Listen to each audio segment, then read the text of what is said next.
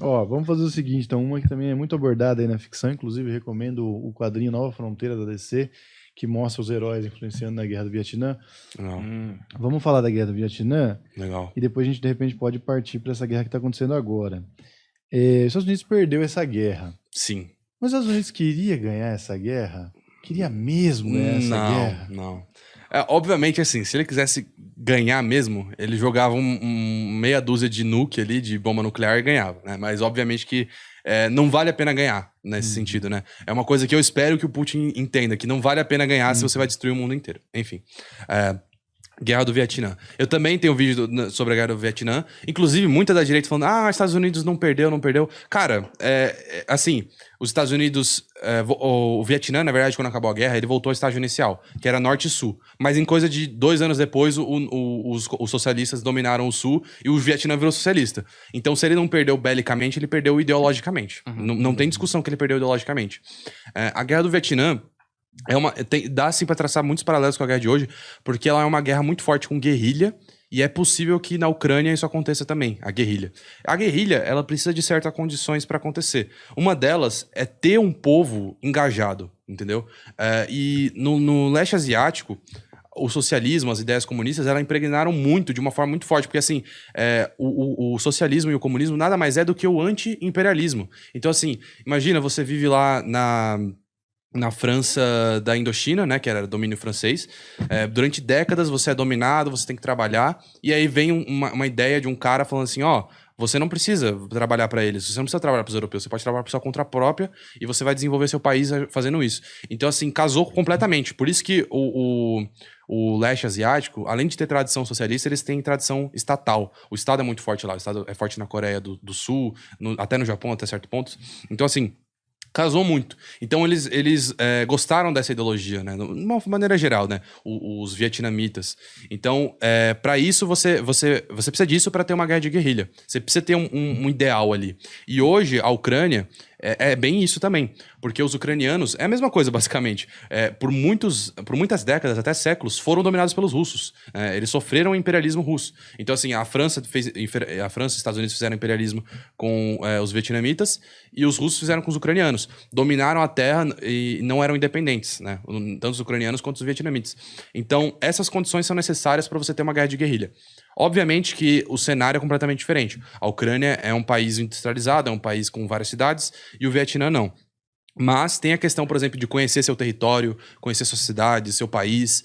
Isso influenciou muito no Vietnã, muito mesmo, e também pode influenciar na Ucrânia. Então, são 2 paralelos aí muito interessantes que a gente pode traçar. E no Vietnã rolavam umas coisas muito loucas, né? Porque como era floresta ali, tinha a parte do mato ali mesmo. Denso. Os caras, eu lembro de ler isso uma vez da galera, dos soldados da guerrilha vietnamita, terem passagens subterrâneas, assim, que eles passavam e apareciam atrás dos soldados americanos, em emboscadas e tal, né? Pois é, assim, tem várias questões que prejudicaram os Estados Unidos.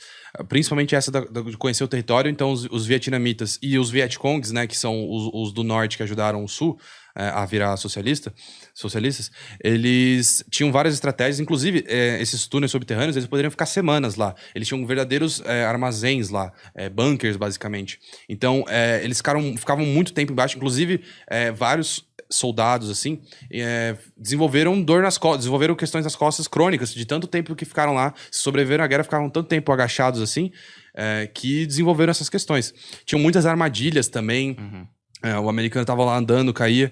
Outra coisa que eu lembrei agora, as armas dos Estados Unidos, inicialmente, se eu não me engano, foi a M14 inicialmente que eles usaram, ela era uma arma que era para o conflito europeu. Eles estavam mais ligados à Segunda Guerra Mundial ainda, mais essa parte assim.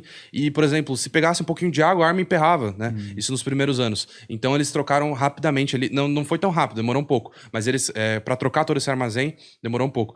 Para M16, que aí sim é uma arma mais adequada e ainda assim, por exemplo, comparado com a AK-47, a M16 fica muito atrás dessa questão de funcionamento. A AK-47 tem vídeo do cara jogando na terra, jogando um monte de coisa. E os Vietcongs usavam a AK-47. Então, além da vantagem do terreno, eles conheciam melhor o armamento, né? A M16, o cara, muitas vezes os soldados também ficavam dias atravessando lagos, assim, pegavam um pouquinho, na hora que o cara vai atirar, emperrava.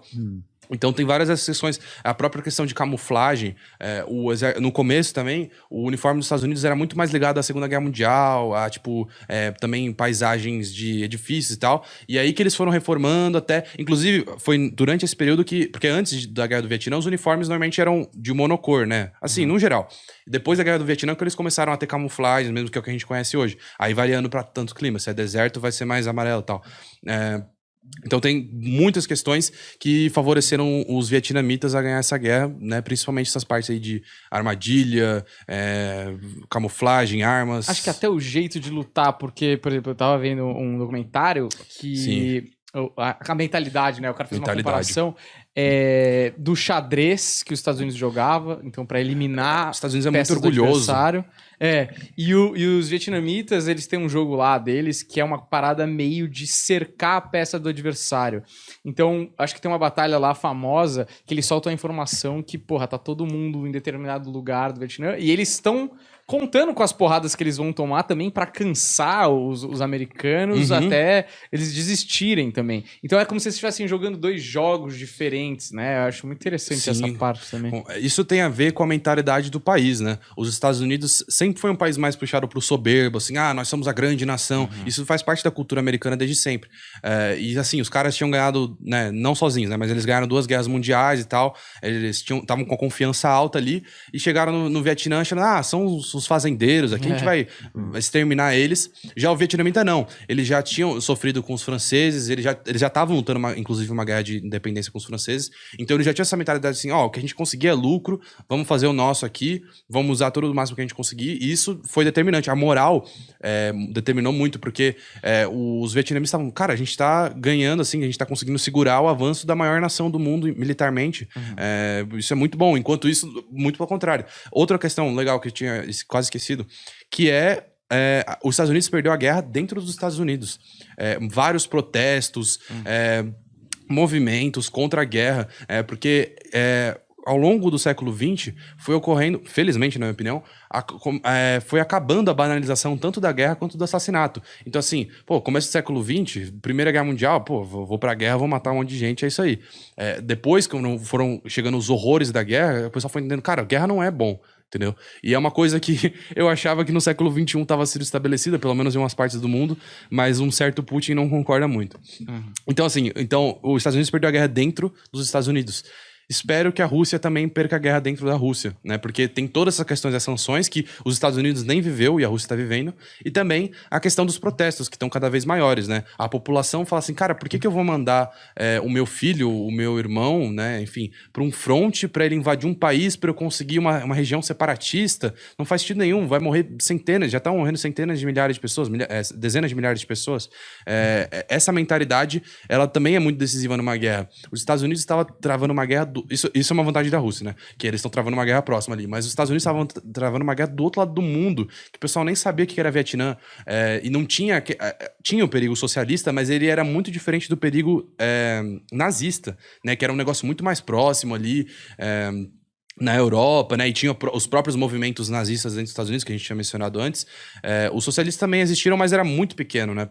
Por conta da cultura dos Estados Unidos. Mas eu fico pensando assim, né? É uma guerra onde eles aparentemente foram despreparados, que até dá margem para as teorias da conspiração, de que, sei lá, pode ter servido realmente para uma renovação, para testes de coisas e tudo mais. O Vietnã, você disse.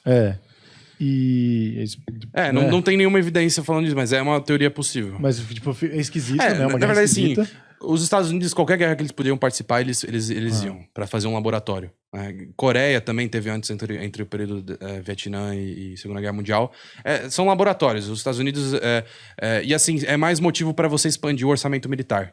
E desenvolver mais tecnologia de guerra para você se preparar contra o grande inimigo, que no caso seria a União Soviética. Então, sim, eles não é assim, tipo assim, nós vamos lutar só contra o socialismo. Não, a gente também vai desenvolver nossas armas, se atualizar nos conflitos. Eles também tinham essa ideia, assim. Aquecimento econômico também da indústria bélica, né? Que eu acho que isso é um cacau bacana. Com certeza. O que salvou verdadeiramente os Estados Unidos da Grande Depressão, voltando agora na Segunda Guerra Mundial, não foi nem o New Deal, foi justamente você aquecer a economia para uma guerra.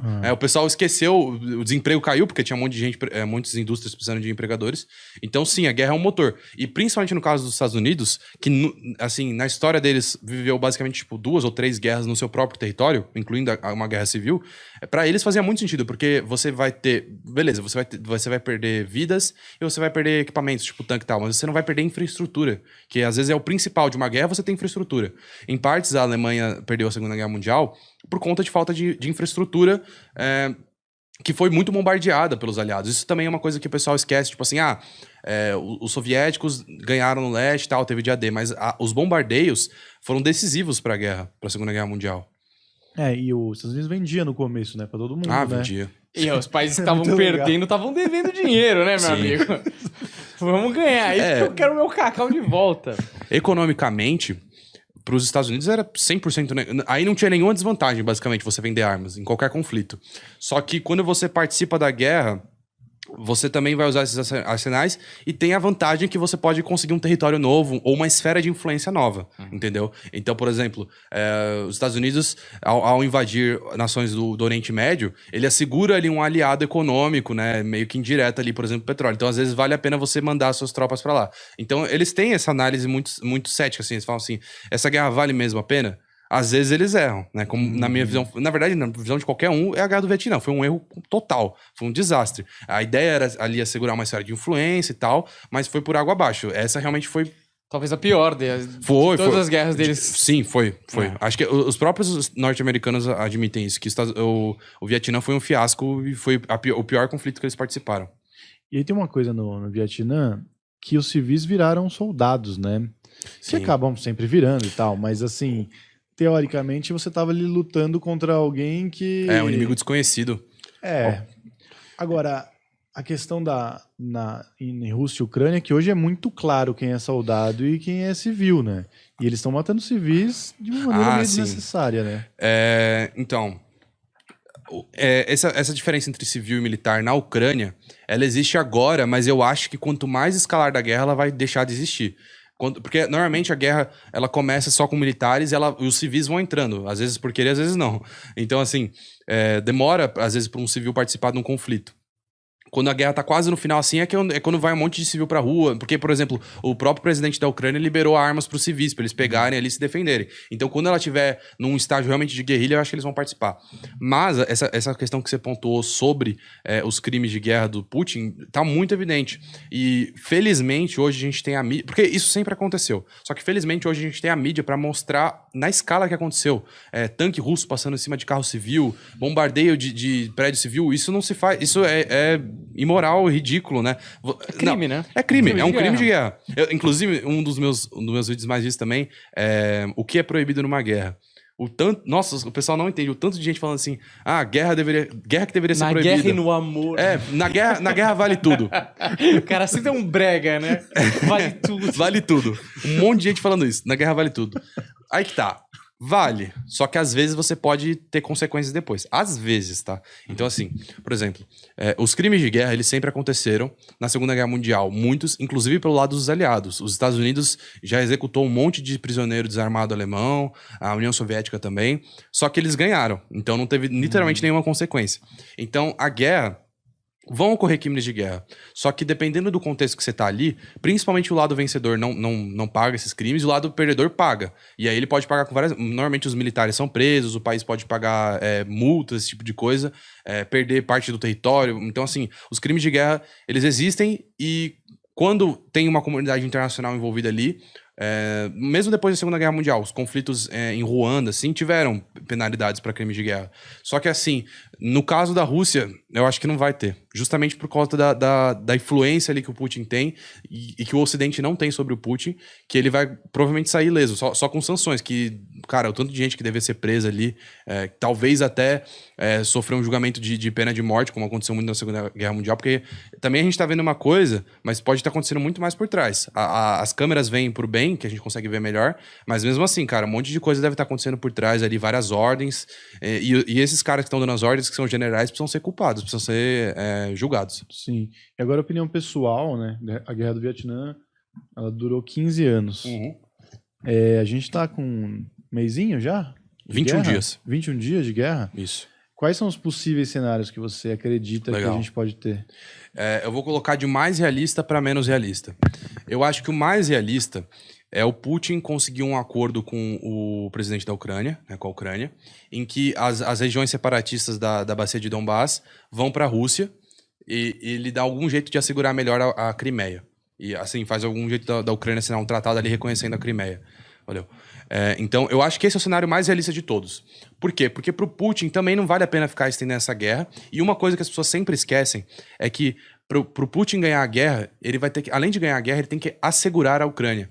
E ele precisa mandar tropa lá, porque a Ucrânia, como eu disse anteriormente, ela é um povo que não gosta dos russos, não gosta de ser dominado pelos russos. Então, se só o Putin invadir ali e deixar lá, eles vão se rebeliar, vão fazer uma rebelião, igual eles fizeram em 2014, e vão tirar o governo. Então, o mais realista e o melhor cenário para o Putin agora é justamente ele pegar as regiões separatistas da Ucrânia, que você tem um apoio popular pró-Rússia e que tem reserva de gás natural, que é um dos motivos principais dele estar lá, né? Assegurar isso, fazer um tratado com a Ucrânia e só tirar alguns territórios da Ucrânia. Esse é o mais provável, que eu acho que é o mais inteligente para o Putin.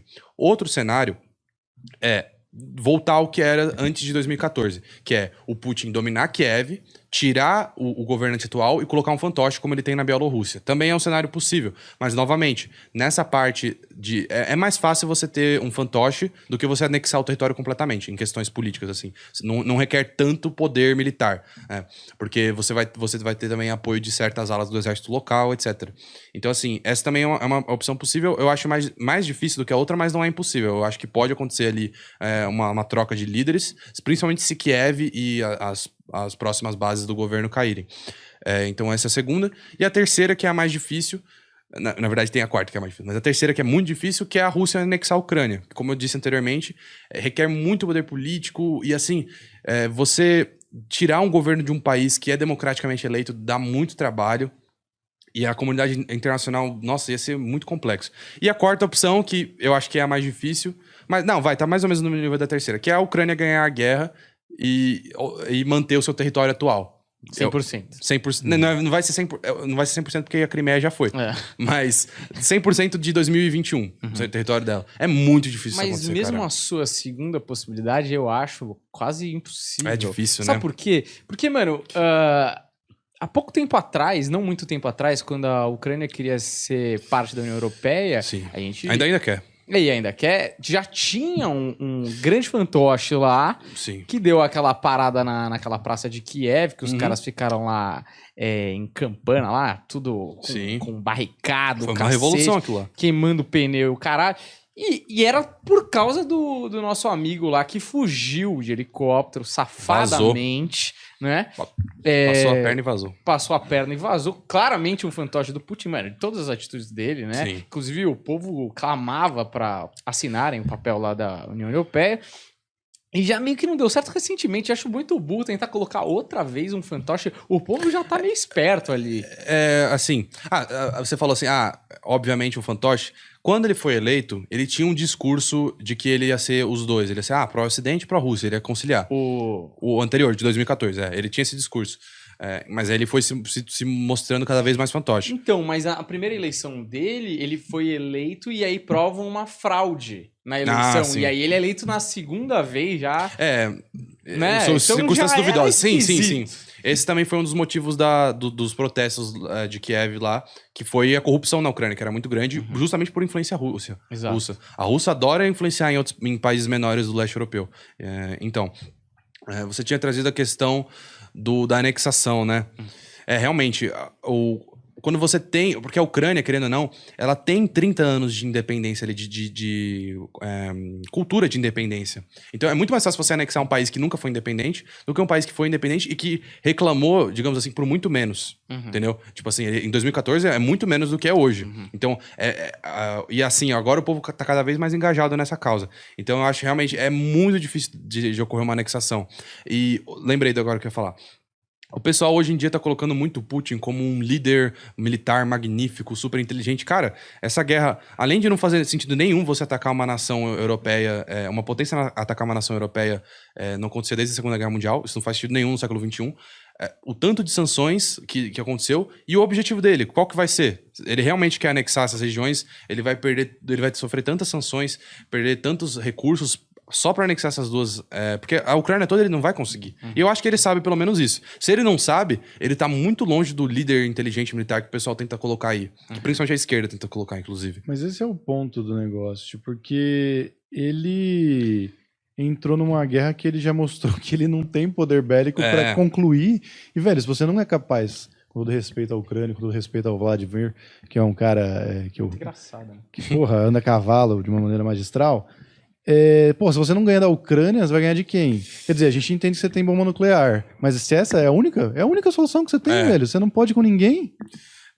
O Putin também, ele desvalorizou a Ucrânia, porque também não é de hoje que o Putin invade outras nações, ele já invadiu micronações do Cáucaso ali, então assim, ele menosprezou a Ucrânia, muito parecido com a guerra do Vietnã, inclusive eu nem tinha passado pela minha cabeça, e agora que a gente conversando que eu desenvolvi bastante essa ideia da guerra do Vietnã, porque ele menosprezou completamente a Ucrânia, e a Ucrânia, assim, beleza, não é um país muito, muito potente militarmente, mas é um país com 44 milhões de pessoas, é bastante gente, né? Então assim, e eles têm uma força militar considerável, tanto é que eles estão segurando. A única chance do Putin real, que eu acho que talvez seja o que ele tinha desejado, é um blitzkrieg. É chegar ali, dominar a Ucrânia em uma semana, que aí não dá nem tempo do pessoal se organizar direito. Agora, velho, só vai prolongar esse conflito. E o que eu acho que ele vai tentar fazer é justamente isso, tentar fazer um acordo de paz ali com o governo da Ucrânia, em que ela não saia muito ferrada e o Putin consiga ganhar alguma coisa, até eles aceitarem, porque é a única chance que ele tem. E gastar tudo isso que ele gastou de recurso e as sanções não faz sentido nenhum pra mim. Tipo, e agora... E as vidas, né? Vidas civis.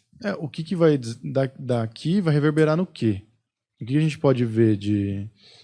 Talvez muito tempo de paz ou não? Porque não funcionou, né?